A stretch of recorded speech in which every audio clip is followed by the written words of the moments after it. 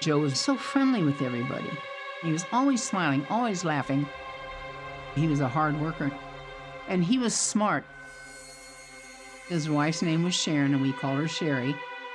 They were very proud parents. He took good care of his daughters. Family was everything to him. But Joe went off the deep end.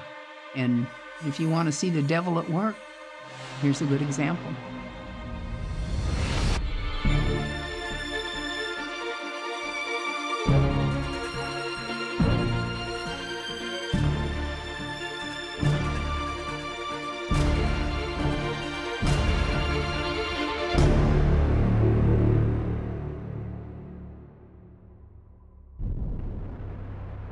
Welcome to Very Scary People. I'm Donnie Wahlberg. He terrorized California for more than 40 years, a super predator who stalked women in a blind rage. He appeared out of the darkness to torture and kill, then vanished into the night. He cornered his victims in their homes, viciously attacked couples asleep in their beds, all to see the terror in their eyes. This serial rapist and murderer seemed to always be one step ahead of police detectives. But he left critical evidence behind at the crime scenes, and investigators were beginning to connect the dots. This is part 2 of The Golden State Killer.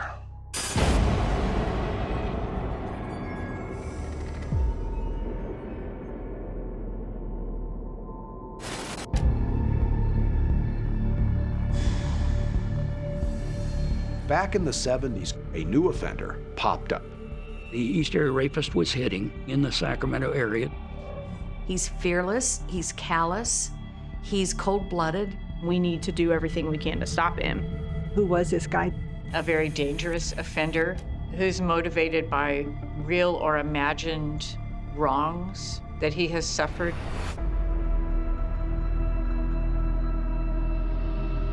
In 1976, I was 30 years old. I was happily married, had a 3-year-old son. Early morning, 6:30 a.m., Jane is home with her son. Her husband had just left for work. My little 3-year-old had just climbed in bed with me for a nice snuggle. Minutes later, she hears somebody running down the hall towards her bedroom. Next thing she knows, she's looking at a masked man. And he's shining the flashlight. Holding a big knife. She can hear him ripping up fabric even after she's been gagged and blindfolded. I'm thinking, oh my God, is he gonna hang us? That was so scary. This man ends up taking her son away from her. Then he untied my ankles, and then I knew what he was there for. After that, he kept going from the bedroom, telling us that if we moved, he would kill us. And then he'd go back in the kitchen. He would actually stay in the house for hours. Not only does he possess the victims, he possesses their belongings, he possesses their house. And eventually, her son was placed back into bed next to her. After we thought he was gone, I was able to take my mask down. We had 5 cases that all had the same method of operation. Always confronting the victims in bed, shining a flashlight in their eyes. He had a ski mask on. He always had a weapon. He would turn the TV on and put the towel over it. I believe in part he's doing that so he can see the woman, but he could also see the terror in her face. It's a psychological torture. We've got a serial rapist, and this is a bad guy. He was the boogeyman of the community. He was like a ghost. The victims were very consistent in describing a white male, somewhere between 5'8" to 5'10", reasonably athletic build, 160 to 180 pounds. We knew he had a size 9 foot from the footprints.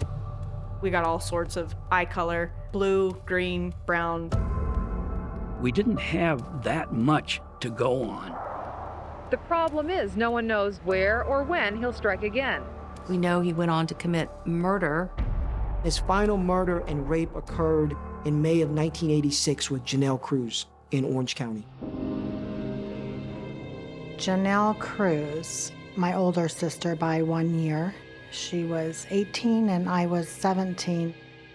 She was like Marilyn Monroe. Janelle Cruz was this gorgeous 18-year-old girl that happened to be home alone. This guy just sees Janelle and decides, I'm gonna make her a victim. She had a friend, a male friend, over to the house. They were listening to music. They did hear noises.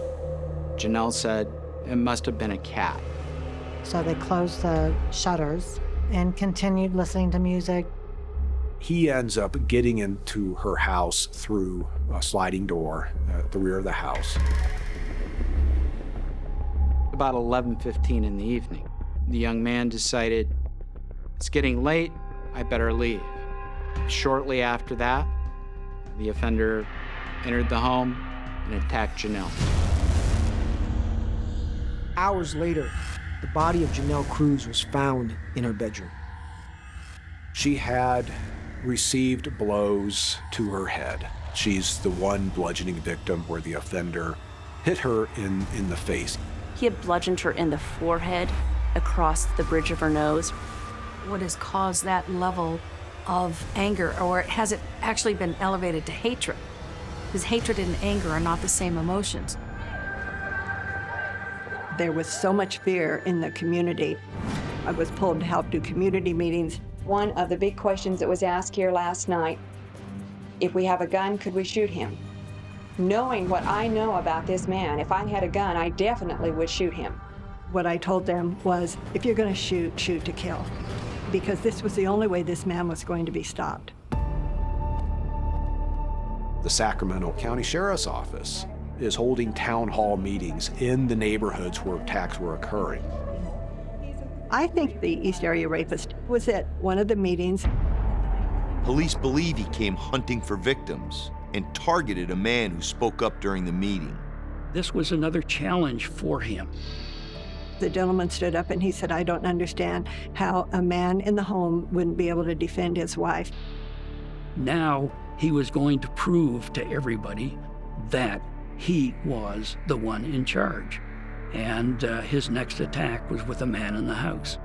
Soon after the town hall meeting, that man and his wife became victims. There were 5 people in the home at the time that they were attacked. The rapist was so quiet and so slick in the darkness of the room, shining a flashlight and showing that he had a gun and throwing shoestrings to the woman and telling her to tie up her husband, having him turn over on his stomach and tying his hands behind his back and then tying the victim up. The fear of that gun being pointed at you, that beam of light, and seeing the shadow of face mask, it was do it or I'm going to kill you. It's like playing cat and mouse. This is dominance, and there's nothing you can do about it. My heart really goes out to them. And then, in 1986, he just sort of disappeared. Stop murdering, stop raping. It's very emotionally taxing to go year after year of putting so much effort into it and not solving. And then all of a sudden, Paul calls me up and says, hey, I got this idea.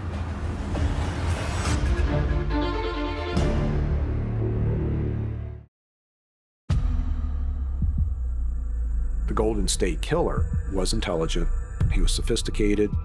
We have a phrase that we use in the FBI, it's called the mask of sanity. The reason this violent offender is able to not be captured is because they live such a normal life, at least on the surface. You have the wife and the children and live in a nice house. Somebody that I thought was going to be reasonably successful, have a career. Blend in with society. A serial sexual killer would not want someone to see their traits, that they could be sexually aroused by kidnapping someone or murdering someone. Fabulous, dude. Because they don't want to be caught. They want to be able to continue to maintain that secret life. Investigators wondered where the Golden State Killer was hiding and Joseph DeAngelo was waging a lifelong battle between doing what was right and his secret wild urges. Joe's house was directly behind ours. My family kind of referred to him as Mr. Mom because back in the 80s, Joe had raised his 3 daughters. In 73, he became a law enforcement officer in Exeter. In Tulare County, California. He rose to sergeant in Exeter.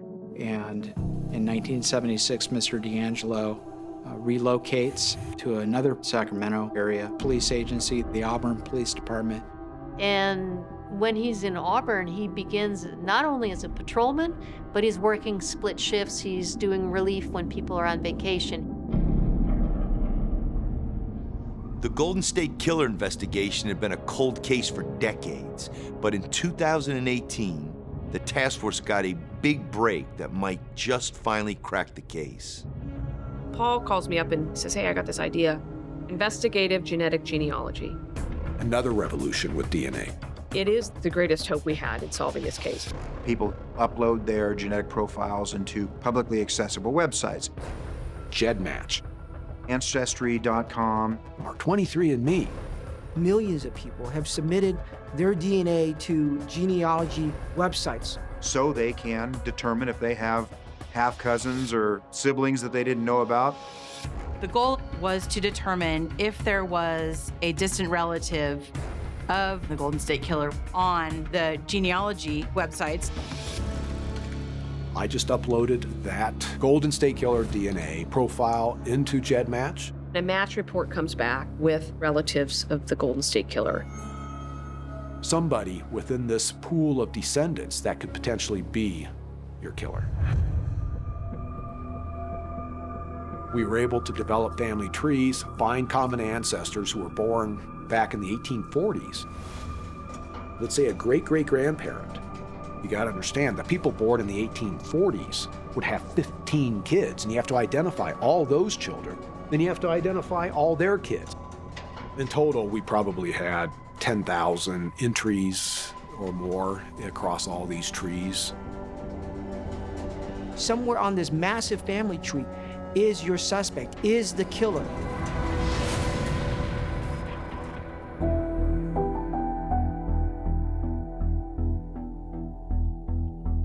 Mr. DeAngelo has a relationship with a girl that he meets in college, Bonnie.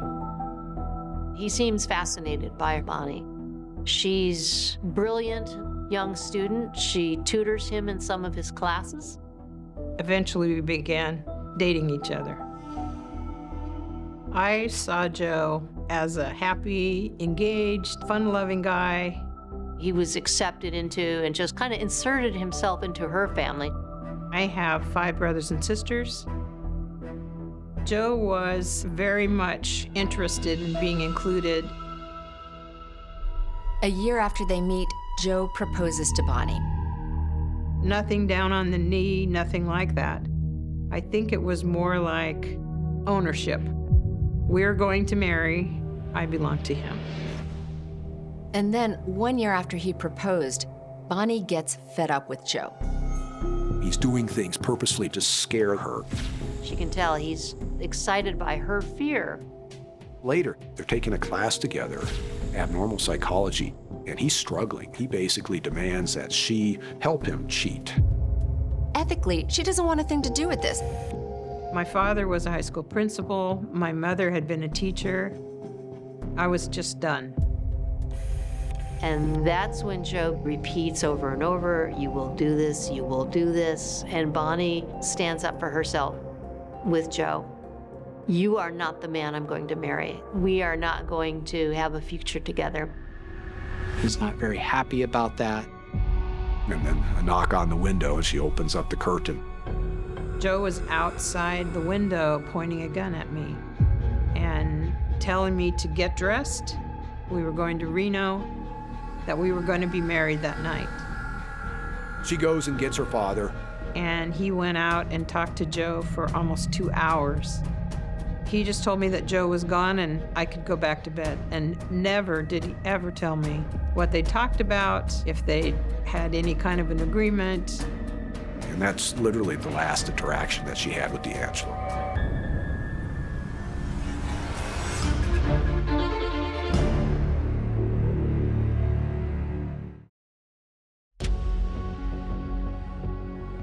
Investigators analyzing the genetic genealogy family trees were dramatically narrowing their search for the suspected Golden State Killer.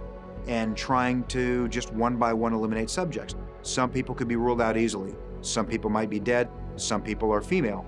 And that's where we start narrowing in on males that potentially have a connection to California during the years in which the Golden State Killer was active. Names were popping up at different times. Then suddenly, the universe of family members narrowed to one man. There was a guy that popped up. This could very well be the guy. The person was Joseph James DeAngelo. Let's see what kind of headway I can make on this DeAngelo. I saw a newspaper article about DeAngelo having been engaged to a Bonnie. And I was like, well, that's interesting. Interesting because Bonnie was the name the Golden State Killer had shouted out in front of one of his victims in a 1978 attack. There's several instances in the East Area Rapist phase in which the victims report they'd hear him sobbing. He's crying while he's sexually assaulting her. This is where he's making the statement, "I hate you, Bonnie, I hate you, Bonnie." And that had always been a mystery to investigators. But now they learn Bonnie was the Joseph DeAngelo romance that ended in a disturbing broken engagement. Maybe he still had some very deep-seated fury. Detectives were able to learn that he was a former police officer, and that fit in with the profile and some of the early theories of the case. We really felt that it could have been somebody in either law enforcement or military. Detectives felt that way because of his MO at all the crime scenes. It's based off little things that he would say as far as putting their hands behind their back, not leaving fingerprints anywhere. He always had an escape route planned. And I think a lot of time that is military and law enforcement training. The geography and the timeline of the attacks coincided with the events in Joseph DeAngelo's life. The Visalia ransackings were happening at the same time that DeAngelo was on the Exeter police force, just 10 miles away from Visalia. In Exeter, he was in charge of the burglary program that was investigating the Visalia ransacking cases. He could control those investigations. As DeAngelo was in training for the Auburn Police Department, he began the East Area rape attacks. I'm going, God, this is awfully coincidental, right? Then detectives placed Joseph DeAngelo down in Southern California during the Golden State Killer murders. He and his wife Sharon had moved to LA. Sharon gets a job with the National Labor Relations Board in Los Angeles. That's when it was like, you know what? This DeAngelo guy is adding up. We need to get his DNA. The law requires us to confirm that Joseph DeAngelo was, in fact, the person who left the DNA behind at all these crime scenes. We had him on surveillance for several days. At that point, the decision was made that a trash day was coming up in his neighborhood. We ended up picking up his garbage from the street. The sample was collected. A discarded tissue that he had used. My phone lights up and the lab says they're excited. They were able to get an absolute positive identification between the suspect and Joseph DeAngelo. They were one and the same. It's him. There's no question about it. That's a slam dunk. Okay, we've got our person. What next?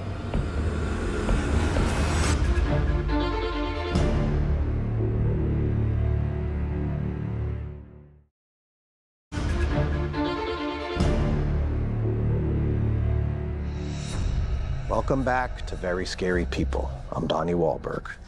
After more than 40 years, advancements in genetic technology have caught up with the elusive predator police called the Golden State Killer.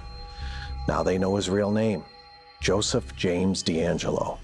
Before they close in, they watch his every move, and the phantom of darkness is about to be dragged into the light. Joseph DeAngelo starts killing whenever he feels that he's under threat, and a different side of him comes out, something very cold, calculating, and determined, and cannot be swayed. You have somebody that's a serial killer, clearly, who's gotten away with it for 40 plus years, but then you have the added fact that he's a former police officer. We did not want to go into his house to make an arrest. We did not want to let him get into any place where he might have secreted a weapon or be able to execute some plan that we may not be aware of. There was a concern about his oldest daughter was living with him. We don't want a hostage situation. I've had so many cases where the offender, if he thought he was going to be caught, says that if he had to kill his wife or his children, he would do that. We knew we wanted to catch him by surprise. On the day of his arrest, a number of sheriff's detectives were in a minivan getting ready to arrest him. Joseph DeAngelo was outside in front of his house. At that point, the sheriff detective stepped out and pretended to ask for directions. I'm back at the homicide station. We're listening over a radio, and then it goes silent. So now it's pins and needles, because here's a guy that is a serial killer. Does he have a gun on him? And before Joseph DeAngelo knew it, he was in handcuffs in a minivan under arrest for the series of murders and rapes that he committed throughout California. It went exactly as we hoped and expected, but we were ready for anything. The next statement that came over the radio is subject in custody. Then it was just, everybody is, jumping out of their chairs. This is good.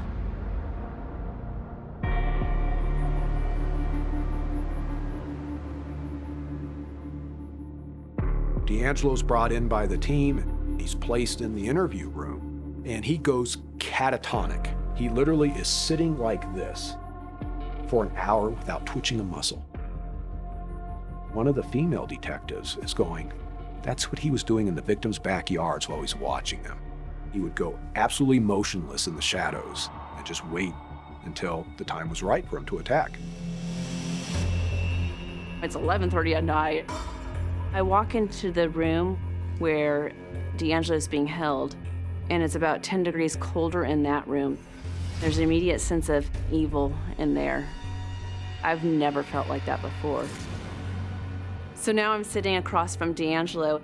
I noticed he was a big guy.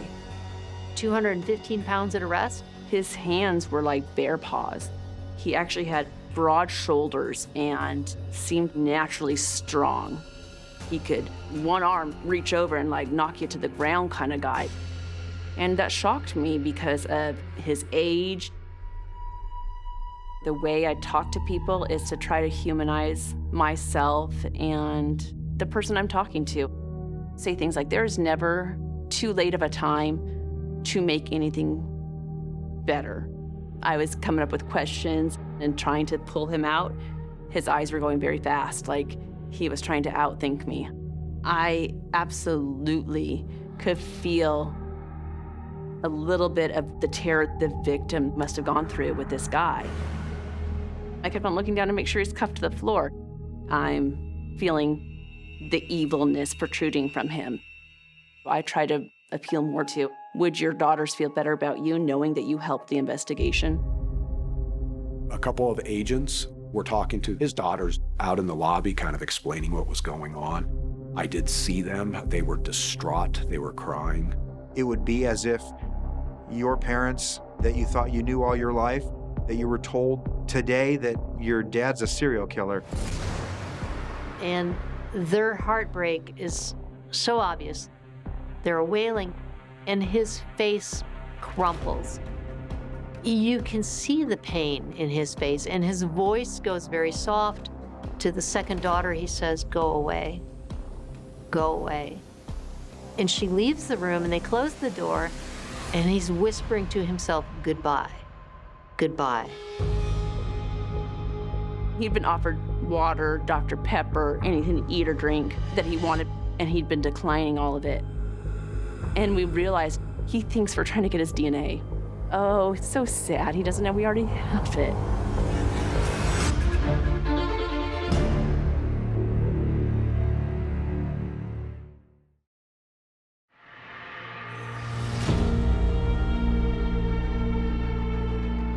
One of the most notorious rapist serial killers in California history was caught, and I happened to live next to him for almost 40 years. The morning Joe was arrested, there's police tape on Joe's front yard, and there's sheriffs everywhere. After so many years, I had this vision of what this guy would look like, how he was living. I considered reaching out to Sharon, but it was like they have kids together. She potentially still has allegiance to him, and I opted not to talk to her. DeAngelo's property was immaculate, beautifully painted, but the inside was a different story. What I would call a semi-organized mess. But things did stand out. The big thing that I saw going into his bedroom was his computer, and then draped over the monitor was a towel. One of the things that the East Area rapist would do is when he separated the woman out and got to where he was going to sexually assault them, he would frequently put a towel over the TV to get that soft glow. That to me was like, oh, East Area rapist right there. He's replicating what he was doing when he's attacking his female victims. He's still fantasizing to this day. We fully expected to find something that tied him to the victims. The search we did was just exhaustive. At one point, there was a couple agents that were standing in the backyard, and they called up to me and they say, hey, you ever see him digging around here? Serial sex offenders often keep trophies, things that remind them of their crimes so that they can relive those crimes over and over again. He took the female victims' driver's licenses, has their picture, has their address, select items of jewelry as souvenirs. The next day, they started probing that hillside. They were using some kind of machine to look for stuff buried. That looked like a gopher had gone through his entire yard because there was a hole about every couple feet. We didn't want to leave any stone unturned. The backyard was dug up, the house was searched, the walls were even torn open by police. We also wanted to make sure there was nothing that we weren't expecting, like other homicide victims. They found nothing. It's impossible to know what happened to his treasure trove. Not only did he seemingly stop committing these crimes, but he got rid of everything that even reminded him of those crimes. With serial murderers, serial sex offenders, it is a compulsion that they either can't or won't overcome. And so him getting rid of those reminders of those crimes is very unusual. What was he doing for those 30 years that was substituting for his committing sexual assault and rapes?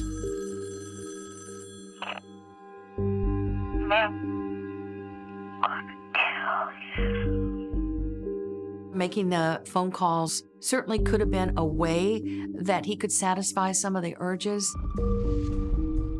When you think about the things that he did, you look at Ted Bundy or whoever, look at all of them. They were once somebody's new baby, somebody's loved little child. They were not monsters all their life. Something happened and they snapped. I've always wondered what created the monster. I would look much more deeply into what was going on when he was a young boy, developing his sexuality. We moved out here in Sacramento in '55. Maybe we'd been there a year or so when Joe's family moved in next door. Joseph DeAngelo Sr. and his wife Kathleen, 2 daughters, Rebecca and Constance, and 2 sons, John and Joseph Jr. Joe DeAngelo's father was in the Air Force. And his mother was a waitress. Joe was 13 when we met. We became good friends. Joe was a typical teenager. He hung around with my brothers all the time. And the boys would go out and target practice and shoot rabbits. But he was a bit edgy as a juvenile. He certainly had trouble conforming with the rules. He was a chance taker. A good friend of Joe's from high school, Jim, they're just wild boys. They're sneaking in to places they shouldn't be. They also began breaking into homes. On one instance, they were attacked by a German Shepherd. And that's when Jim sees something come over Joe, a reaction to threat. He reaches into his pocket, immediately starts lighting an M80, a firecracker, and Joe throws the firecracker. It lands right underneath the dog. It's not that he hated dogs, it's how he responded to threat. The different side of him comes out. I remember him saying one time, we had to move back here to the United States because my sister Connie was hurt, and that's all he'd said. Joe's sister Connie was molested at a young age. I was 12 or so, and she was just a couple years younger than I was. Connie made a reference to little girls being molested. She was talking about herself. That was about her. Joseph DeAngelo's nephew in the HBO special I'll Be Gone in the Dark spoke about a childhood trauma that his sister underwent when they were stationed in Germany. My mother was, she was raped.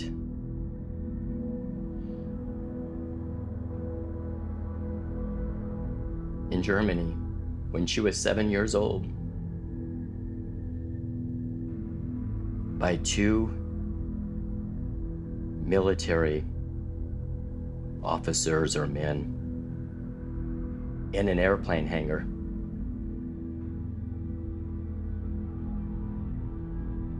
Guess who was watching?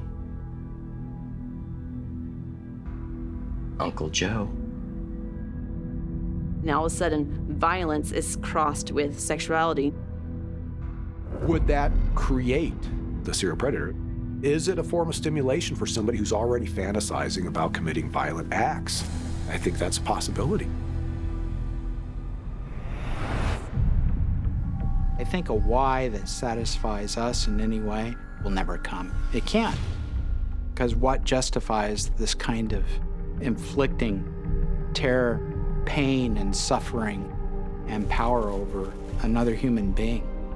This is obviously a conflicted person, someone who was compulsively driven, a very tragic, monstrous wreckage of a human being.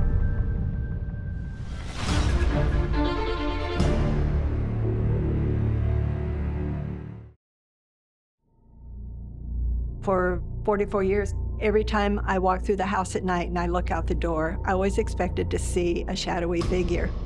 And that's the one thing I will always remember is the fear.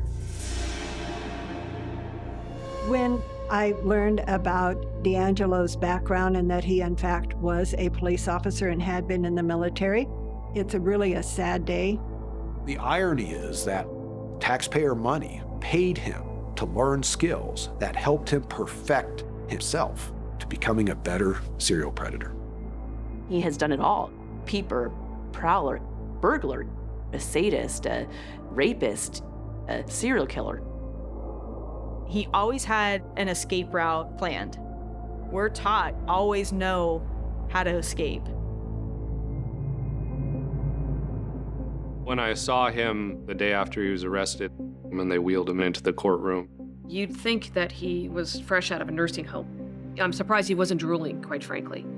But when you know his history, 2 days before, he was outside moving the boat up and down the driveway, moving boulders in his yard, cutting his lawn. He is not the man that people saw being wheeled helplessly into court every day. He's a master manipulator. We had video surveillance of him in the jail. He's walking around, pacing back and forth like a caged predator. Jumping up on his bunk, jumping up on his table, cleaning his lights. There's also an incident where he was watching a female worker in the jail and he started to masturbate. He's not the crippled old man at all. One last ploy by a serial sex offender and serial killer to try and garner some sympathy.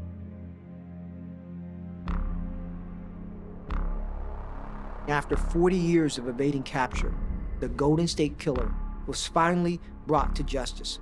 It was an electrifying moment where the victims were packed in the courtroom.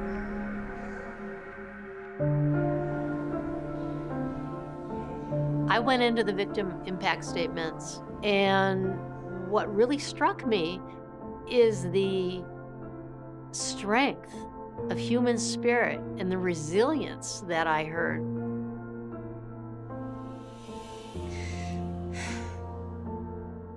I was 28 years old at the time. I woke up to a flashlight in my eyes. There was a gun that he put to my head. Then he took me out of my bedroom into another room where he raped me. Mr. DeAngelo, I want to tell you what I was constantly thinking during the rape itself. You are not going to get me. You are not going to get me. You are not going to get me. This man standing in front of the bed with a ski mask on, he said, "Shh, shut up, shut up, shut up, or I'll kill you." My heart was just pounding out of my chest. My name is Jane Carson Sandler. And DeAngelo, I want you to look at me. I have a loving husband of 26 years and 2 amazing, successful sons. So you didn't destroy my life. My mom, Sherry Domingo, and Greg Sanchez. I always picture them dancing together. This monster, DeAngelo, he came in fully prepared, armed to the teeth. And I think about my mom. She must have just been absolutely petrified in those moments. My mom and Greg were killed together in 1981. Today, the devil loses and justice wins. Janelle Cruz is my sister. She was 18 and I was 17 when she was killed. Now I know who killed my sister Janelle. Joseph DeAngelo did. A vicious rapist and murderer. Nothing more. I hope he rots. Bonnie was his ex-fiancée years ago and actually came to court with me. She was not able to give an impact statement because she was not one of his rape victims. I was able to read what Bonnie wanted to say to him. I had written, even with a gun pointed at my face, you could not make me choose you. And I never took my stare off of Joe. I didn't see a blink or any change whatsoever in Joe.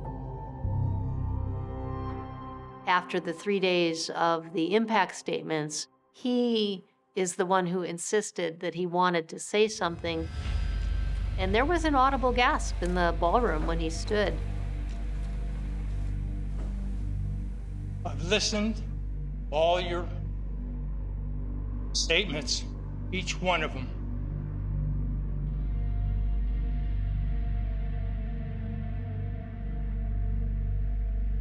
And I'm